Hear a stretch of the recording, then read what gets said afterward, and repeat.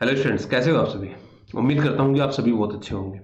Students, इससे पहले हमने दो वीडियो बनाई है पीवाईक्यू के अंदर। और पीवाईक्यू कौन सा पीवाईक्यू, आपको पता होगा 2022 के अंदर जो फर्स्ट शिफ्ट हमारी आई थी उसके अंदर जो मॉडर्न हिस्ट्री वाला जो पार्ट है उस पे हमने बनाया था। और इसको थोड़ा सा एक कैटेगरी वाइज इसको हमने लेके चले थे कि भाई कैसे जिस प्रकार से मॉडर्न हिस्ट्री में आप सिलेबस को शुरू करते हैं इसी प्रकार से क्वेश्चन का एक क्रोनोलॉजी मैंने बनाया कि आप उसी सीक्वेंस में यहाँ पे करते चले और आपको एक आइडिया ये लग जाएगा यहाँ से कि भाई किस तरीके से आपसे क्वेश्चन पूछे जाते हैं, ये जानकारी आपको यहाँ से हो जाएगी।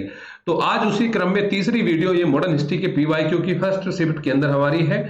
इससे पहले दो हमारी कंप्लीट हो चुकी है जिसमें हमने यूरोपियन आगमन या फिर क्षेत्रीय राज्यों का उदय, संवैधानिक विकास या फिर 1857 की पीजेंट मूवमेंट, ये सब हमने वहां पे कंप्लीट कर लिया है।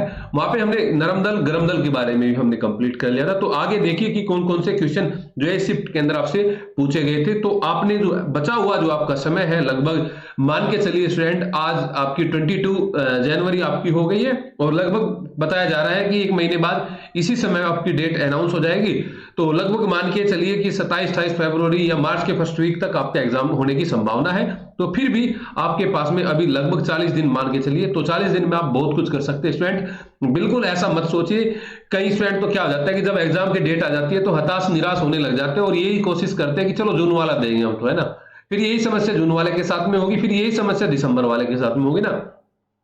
तो अगर आप कुछ चेंज करना चाहते हैं और अपने आप को अच्छे तरीके से आप प्रिपेयर करना चाहते हैं तो 40 दिन में भी आप कर सकते हैं। ये मैं मान के चलता हूं कि अगर आपने बेसिक जानकारी अभी आपकी सब्जेक्ट की है और आप इन 40 दिन में अच्छे से रिवीजन करते हैं तो आप जेआरएफ के बहुत मतलब लगभग क्वालिफाई आप कर लेंगे अगर आप 40 दिन में विदाउट एनी हेजिटेशन सही डायरेक्शन में अगर आप यहाँ पे काम करेंगे।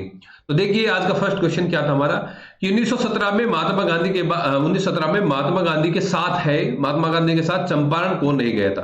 चंपारण कौन नहीं गया था? बाबू राजेंद्र प्रसाद, मजर हुल हक, जेबी कृपलानी, एनी बेसेंट।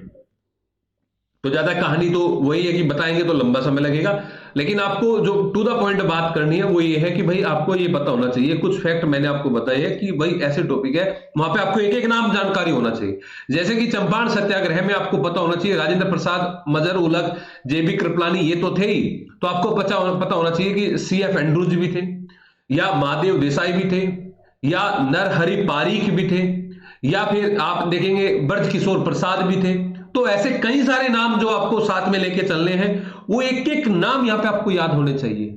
चाहे आपका चंपारण हो 1917 वाला, चाहे 1919 का आपका हंटर कमेटी के मेंबर हो, एक एक नाम याद होगा आपको तभी आप निकाल सकते हैं उसको। या फिर तहकीकात कमेटी हो तब आप निकाल सकते हैं।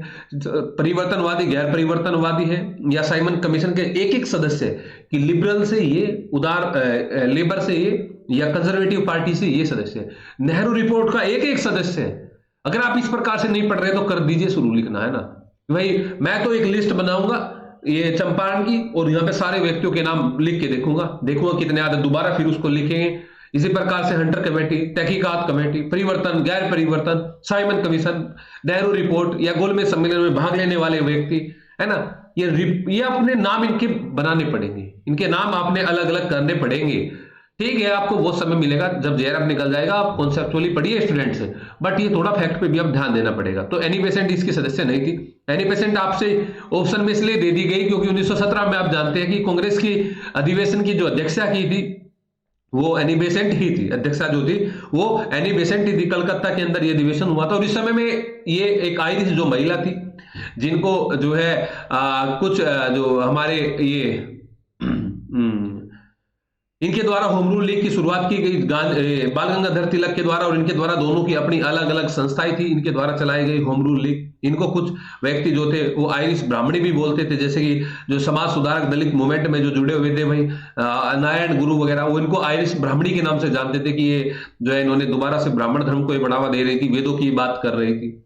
तो यहाँ पे आपने जो पॉइंट है ना, पॉइंट पे काम करना है स्टूडेंट। एक एक व्यक्ति का नाम आपने जानना। पहले मैंने बताया था कि डेट पे बात करनी है कि मॉन्टेग्यू चेम्सफोर्ड से संबंधित सारी डेट आपको होनी चाहिए, या फिर आपको ये साइमन कमीशन से संबंधित सारी डेट कब आया, कब लागू हुआ, कब इसको इंप्लीमेंट किया गया, ये सब चीजें, ठीक है ना।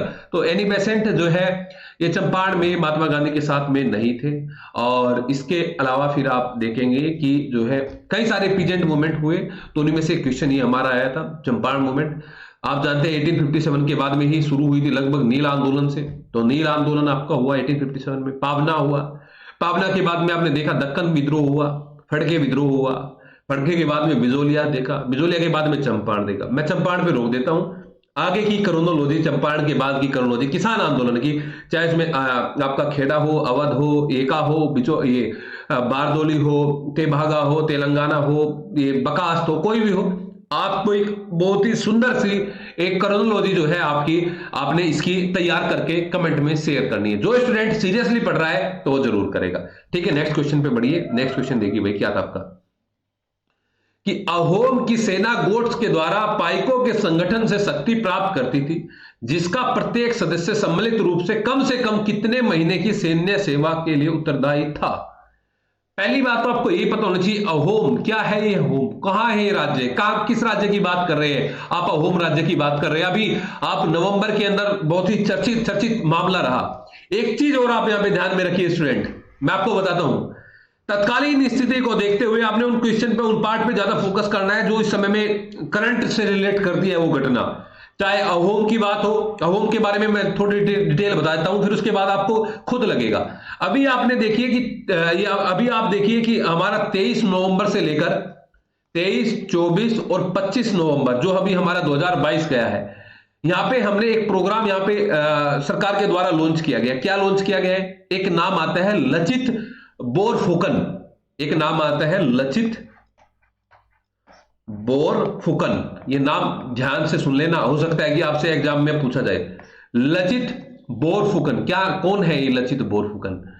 लचित बोरफुकन एक आपने जो है अहोम साम्राज्य से संबंधित थे और एक कमांडेंट इन चीफ हुआ करते थे, कमांडर इन चीफ हुआ करते थे। किसके समय में हुआ करते कमांडर इन चीफ? जब आपने मुगल काल को देखा होगा तो अहोम का मुगलों के साथ में एक संघर्ष लगातार बना रहा और विशेष तौर पे औरंगजेब के साथ में अहोम का संघर्ष रहा। और आप जानते हैं कि 1671 की महत्वपूर्ण लड़ाई जो है उसको कोई नहीं भूल सकता, सराय घाट की लड़ाई।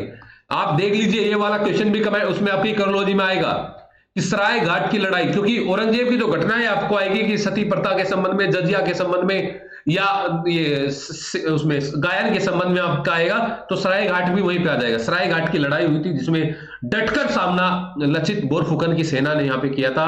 तो इनका जो एक सम्मान के तौर पे, क्योंकि बहुत सारे ऐसे हमारे अननोन ऐसे हमारे हीरोज रहे हैं जिनको हम वो सम्मान देश की आजादी के बाद नहीं मिल पाया है, तो अब धीरे धीरे करके वो चीजें यहाँ पे निकल के आ रही है। तो इनके द्वारा जो है वो कार्य किया गया, इनको अब एक पुरस्कार भी इनके नाम पे लॉन्च किया गया है। तो ये सराय घाट की लड़ाई में आप लचित बोरफुकन का नाम आप जानते हैं। और जो गोरिल्ला पत्ती आप शिवाजी महाराज की जानते हैं, शिवाजी महाराज से आप परिचित अच्छे तरीके से कि शिवाजी महाराज ने गोरिल्ला पत्ती को अपनाया था, लेकिन वो गोरिल्ला पत्ती जो है लचित बोरफुकन के द्वारा भी अपनाया गया। जब दक्षिण भारत के अंदर औरंगजेब अभियान कर रहा था, तो मैं अभी इसको मॉडल पे लेके आऊंगा, तो इधर आसाम के अंदर भी एक ऐसा शासक, मुगल शासक औरंगजेब ही था जिसने कोशिश की थी कि आसाम को अपने अधीन किया जाए।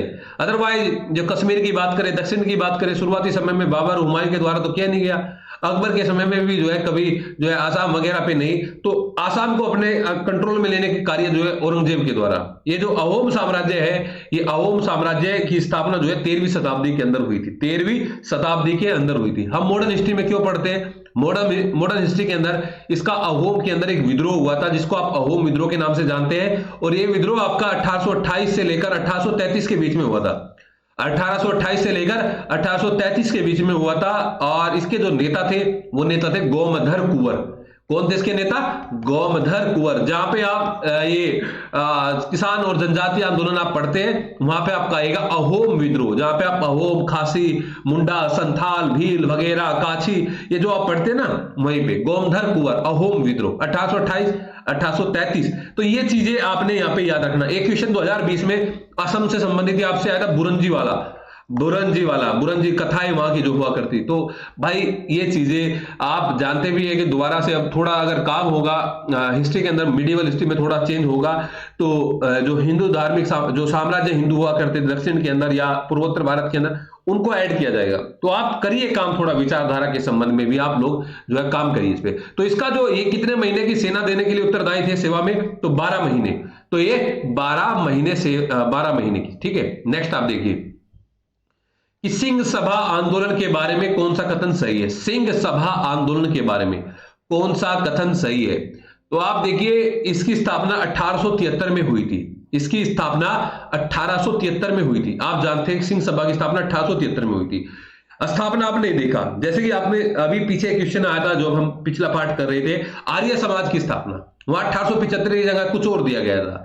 आपको पता होना चाहिए कब स्थापित हुआ। तो ये बात तो सही है कि सिंह सभा आंदोलन जो है 1873 में स्थापित हुआ था, लेकिन ये जालंधर में नहीं स्थापित हुआ था। ये कहां पे हुआ था? ये अमृतसर में स्थापित हुआ था। ये कहां पे भाई?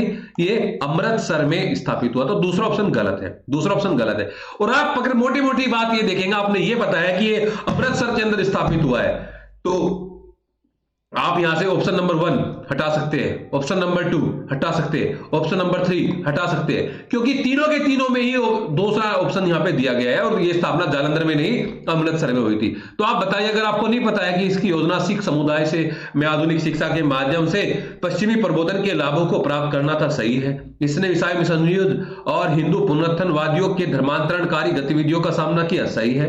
इसने संपूर्ण पंजाब में खालसा स्कूलों और कॉलेजों का एक ये जाल बजा, ये भी सही है। तो ये सही है बिल्कुल एकदम। आप देखते हैं कि अकाली मूवमेंट जो है बाद में इसी से चल के 1920-21 में आप देखेंगे। तो यहाँ पे सीधा सीधा आंसर, ठीक है। तो थोड़ा आपने टेक्निकली और इसको काम टेक्निकली इसको लेना है, ठीक है। नेक्स्ट आप देखिए ये क्वेश्चन कि चोरी चोरा की घटना 4 फरवरी 1922 को घटित हुई और चोरा चोरा की घटना 5 फरवरी 1922 को घटित हुई। दोनों देखिए ऑप्शन जो है बहुत ही मिलते जुलते थे और लग रहा था कि इस क्वेश्चन में कुछ ना कुछ ये ड्रॉप करेंगे, आयोग के द्वारा एक क्वेश्चन को ड्रॉप किया जाएगा। बट जब आंसर आया, आंसर क्या आया? आंसर आया इसका कि चोरा चोरी की घटना 5 फरवरी 1922 को घटित हुई। लेकिन यानी कि एक कथन ए सत्य और बी सत्य है।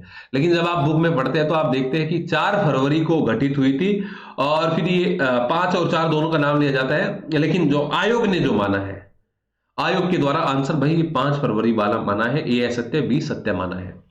आप जानते हैं कि चोरा चोरी शताब्दी भी मनाया गया है 2021 के अंदर, 100 साल हो गए थे।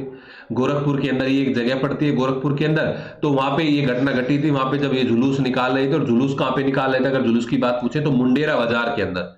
ये बाजार था मुंडेरा बाजार, मुंडेरा बाजार में जुलूस निकाला जा रहा था। तो वहां पे पुलिस के द्वारा हिंसात्मक कार्यवाही की गई और हिंसात्मक कार्यवाही की गई तो वहां पे कुछ जिंदा पुलिस वालों को जिंदा जला दिया गया, थाने को आग लगा दी गई, तो वहां पे कुछ पुलिसकर्मी मारे गए। तो आप जानते हैं कि इसकी जो बैकग्राउंड में आप जाएंगे, पृष्ठभूमि में आप जाएंगे, तो ऐसा योग आंदोलन हमारा चल रहा था 1920, 1 अगस्त 1920 से। तो यहाँ पे अहिंसात्मक रूप से गांधी जी इस आंदोलन को लेकर चल रहे थे। तो ये घटना जब गोरखपुर के अंदर घटती है तो इससे गांधी जी के द्वारा 12 फरवरी में वापस, 12 फरवरी के अंदर बारदोली के अंदर जब होते हैं गांधी जी, वापस ले लिया जाता है 12 फरवरी में। अगर आपसे पूछे कि क्या ऐसा योग आंदोलन को 5 फरवरी में वापस ले लिया गया, तो आप बोलोगे नहीं, 5 फरवरी को नहीं वापस लिया गया। वापस कब लिया गया? 12 फरवरी को वापस लिया गया, ठीक है। इसकी जानकारी हो गई आपको, आयोग के द्वारा बी माना गया है, तो आपको भी बी ही याद रखना है, ठीक है भाई। नेक्स्ट आप देखिए भाई, 2 क्वेश्चन आए थे चोरा चोरी से।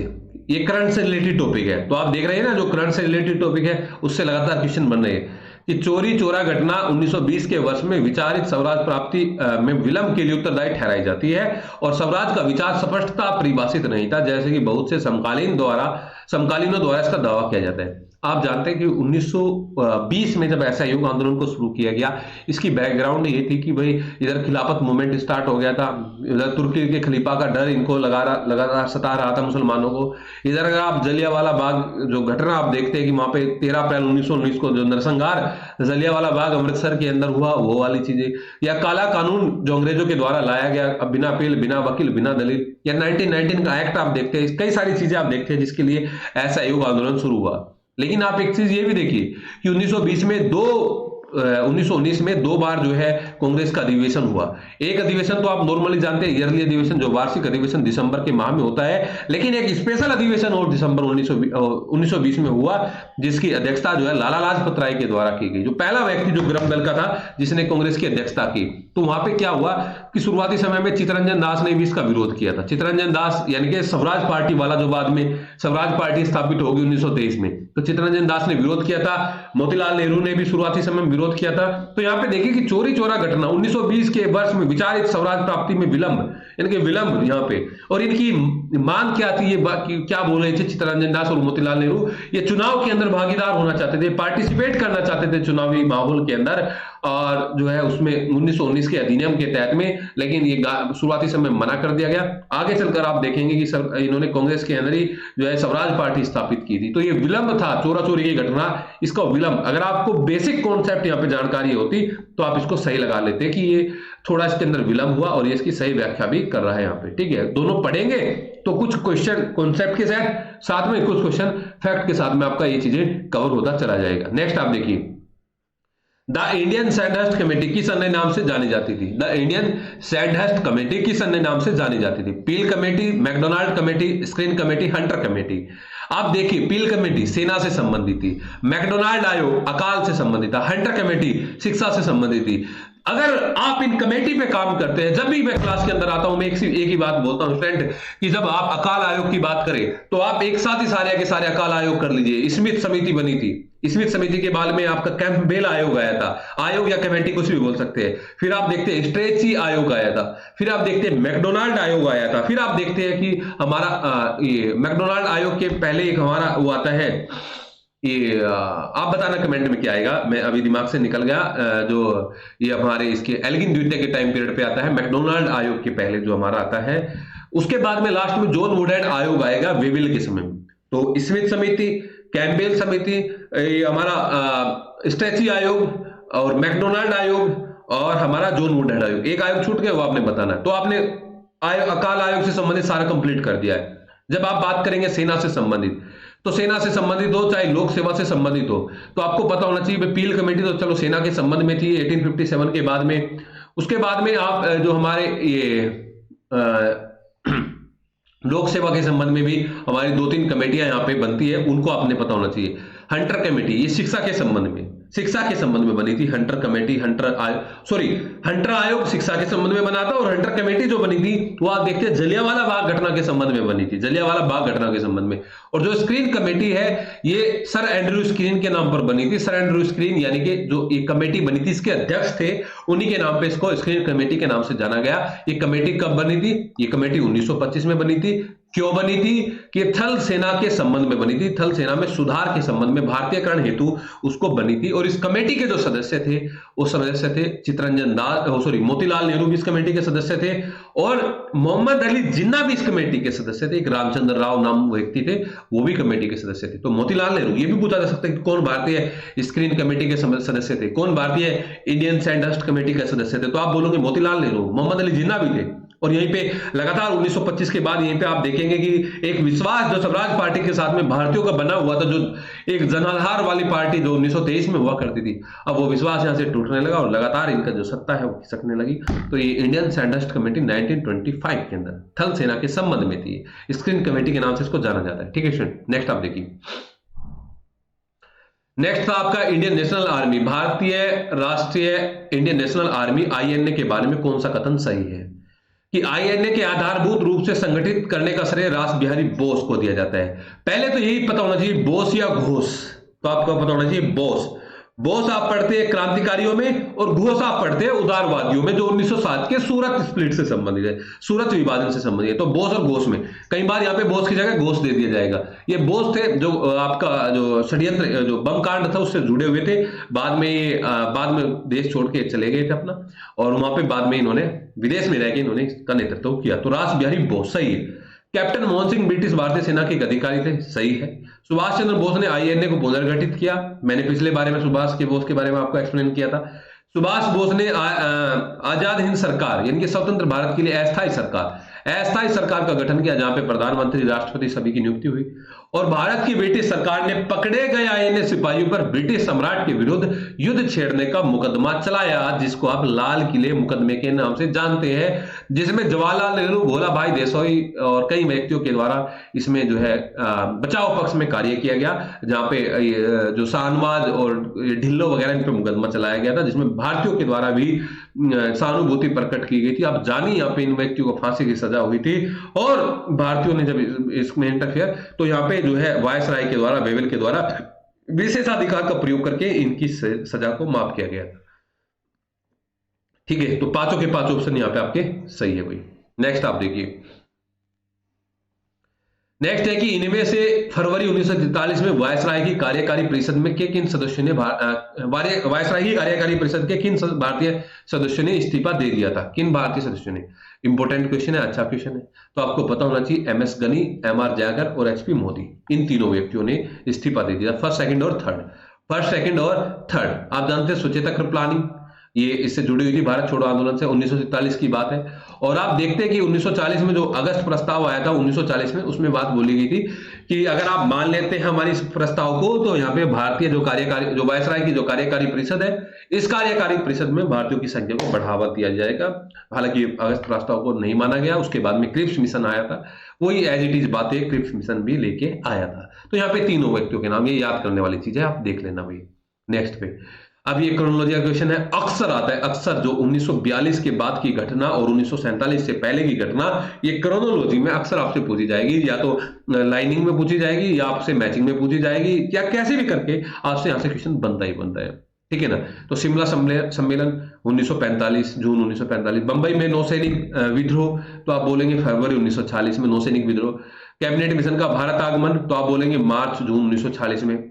आपसे पूछा जाएगा संवैधानिक सभा हेतु चुनाव संपन्न हुए, तो आप बोलेंगे जुलाई 1940 में। तो आप यहां पे देखिए 2143, 2143, ठीक है। ये क्रोनोलॉजी आपने स्टूडेंट करनी है अच्छे तरीके से। 33। नेक्स्ट, बॉम्बे योजना के बारे में कौन सा कथन सही है? बॉम्बे एक इकोनॉमिक जो प्लान यहां पे आया था हमारा, इसमें तीव्र आर्थिक विकास के प्रश्न को उठाया गया, बिल्कुल सही है। इसमें न्याय संगत विवरण के प्रश्न को उठाया गया, सही है। इसमें आंशिक राष्ट्रीयकरण की आवश्यकता को प्रस्तुत किया गया, बात सही है। इसमें श्रमिकों के कल्याण योजनाओं की एक श्रृंखला को प्रस्तुत किया गया, बात सही है। इसमें सार्वजनिक क्षेत्र की आवश्यकताओं का विरोध किया गया, नहीं, सार्वजनिक क्षेत्र की आवश्यकताओं का विरोध नहीं, सपोर्ट किया गया था।